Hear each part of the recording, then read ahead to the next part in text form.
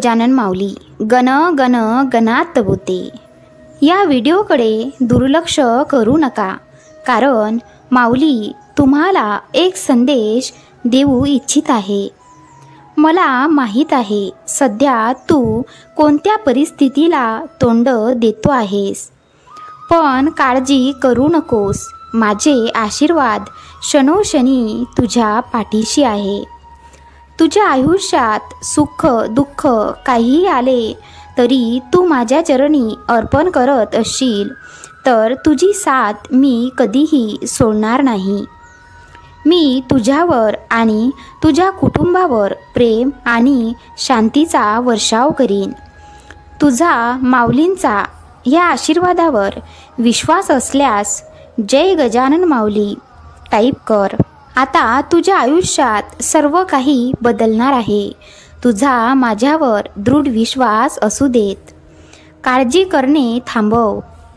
माऊली म्हणतात, मी तुझी प्रार्थना ऐकली आहे आणि तुला प्रचंड यश मिळणार आहे। तुझी जी इच्छा असेल ती नक्की पूर्ण होणार आहे, मग ती कितीही कठीण असो। जेव्हा मी येतो तेव्हा कोणताही अडथळा काहीच करू शकत नाही। तुम्ही माऊलींचा ह्या वाक्यावर सहमत असाल तर आत्ताच हा व्हिडिओ लाईक करा आणि ज्यांना ह्या आशीर्वादाची गरज आहे त्यांना शेअर करा। भाग्यवान ठराल। तुमच्या विरोधकांनी तुम्हाला काय सांगितले ह्याकडे लक्ष देऊ नको, माझे चिंतन कर। चमत्कारासाठी तू आता पुढे आहेस।